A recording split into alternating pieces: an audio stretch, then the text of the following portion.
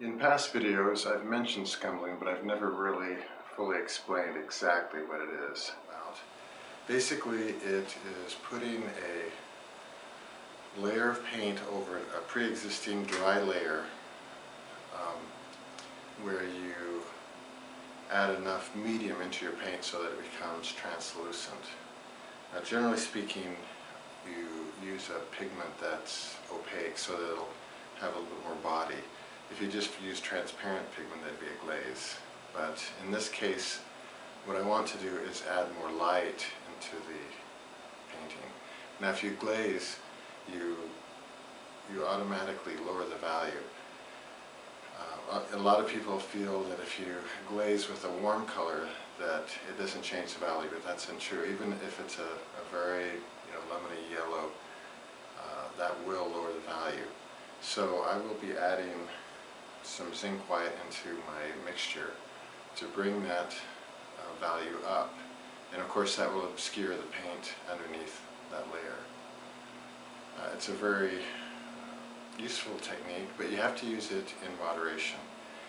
If you try to scumble too much, it starts to look sort of chalky and it doesn't really read quite right. So some of the changes I'll be making will be very, hardly visible at all. So hopefully it'll show up on the video. But the idea is to lend a sense of atmosphere, an atmospheric perspective into a painting. Think of glazing like a stained glass window. There's a transparent layer that's put over another color, and the light shines through that colored layer, hits the paint underneath, and bounces back. So it's kind of like you're tinting your color beneath. A scumble is similar in the fact that you add a transparent medium to it, but the pigment you add will be either translucent or semi-opaque. Some people like to add very opaque colors such as yellow ochre or titanium white to a scumble, and this gives a little bit more opacity to the color. Now, I generally avoid transparent colors in a scumble, but it's certainly fine to use whatever color you feel works. I generally use different colors to glaze. I only pick out very transparent colors like phthalos and quinacridones and other colors that are just very, very thin, transparent, like Hansa yellow, for example. Here's the current palette I'm using, and it consists of cobalt blue, viridian, quinacridone red, naphtha scarlet, cadmium yellow medium, and cadmium lemon. Now, most of these colors are fairly opaque except for the quin red and the naphtha scarlet, and the cadmium lemon semi-transparent. Now, the reason I've picked these colors is they have a nice gray quality. Like viridian's a very grayish green, and cobalt blue is very grayish blue. And quin red and naphtha scarlet are very vibrant reds. I'm not going to talk too much about each individual color. Suffice it to say that some of these are more opaque, like the cobalt blue, the viridian, and the cad yellow medium, and others are more transparent, like the quin red, the naphtha scarlet, and the cadmium lemon. So I'm also going to add to that, I'm going to use the zinc white. The zinc white is more transparent, and I think it'll just be a little bit better for this particular painting. Now, for my medium, I'm going to be using a really fantastic medium called Neomegilp, and this is formulated to be a little bit like the old masters. I mix up the little batches of scumble. I'm going to just use these various palette knives to apply the color. Another thing I've done is I've scraped the canvas with my sharpened ceramic knife, and that's just to make sure that the scumble goes down nice and flat. Otherwise, the scumble will sort of sink into the texture of the paint and kind of make little wider areas. But that can be a really nice effect, and I may use that to some degree. So this painting has quite a bit of texture in it, as you can see, and I'm going to be adjusting the values so that it's a little bit more full value. As you can see in the trees there, even the trees like that one on the very far right, it's too dark. There should be a lot more atmospheric perspective in that. And this one tree right in the middle there, there's a tree behind it.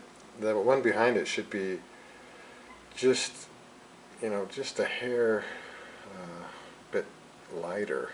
So I'm going to put some veils of scumbling over that and kind of push that back into the distance. That one in the center right there, that tree, that should be darker as well, and probably a little bit bluer.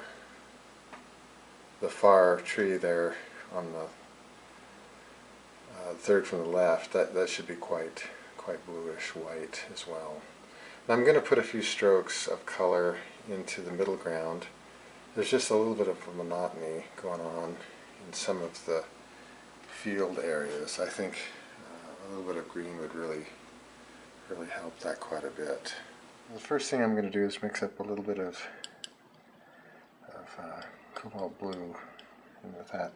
There's so much linseed oil on that zinc white that I don't really need any medium to add to it. So I'm not even, well, I'm going to add a little bit of, just help. The G-gel, I squirt out just a little bit of G-gel, and I can use that to just kind of dry that a little bit. So I rarely put pure white on. Maybe in the sky I'll put just a little bit of pure white, but you usually want to tint it or sort of bias the scumble to a color. Otherwise you might push it too far, the value too far, and look kind of odd. So I think that looks pretty good. Might put I just get a really thin film on my knife there, and then I just smear it on.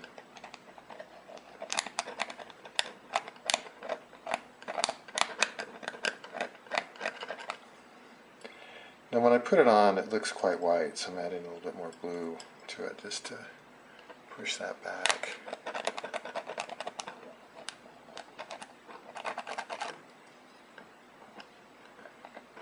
Sometimes you can put just a little bit at the base of a tree, and it will sort of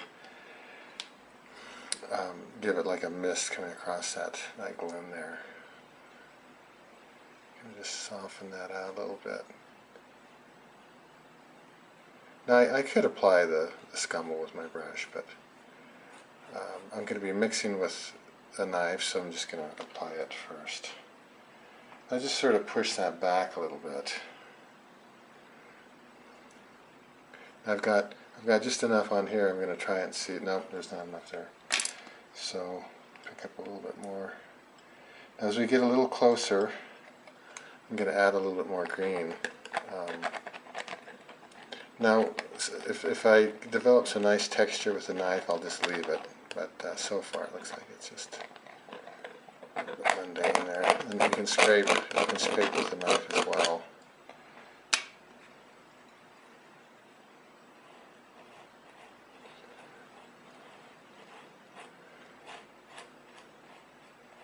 So it's just a really nice way to push value down. And that's what you want. That's the struggle of painting, really, is to try to get your values where you want them. I mean, obviously, you want nice color too, but reality rests largely in the values. So over here, there's kind of a dark spot. I'm just going to kind of try to get rid of that. And of course, if you want to pick up some of your scumble, you just clean your brush and then use it as a mop, really, rather than a brush. You're just picking up pigment. Now, one thing you've got to make sure you do when you're scumbling is you've got to stand back a lot, because when you're close up like this, you think, oh wow, you're doing fantastic, and then you step back and you find that you've flattened all of your color. That is one of the hazards of scumbling, is when I scumble that bluish white onto there, it's like I'm adding bluish white to all of these pigments. So it sort of makes a more uniform color. So if you have a lot of broken color, you're going to lose some of that broken color. But generally, if you do it just very thin, like I'm doing here, it should be just fine.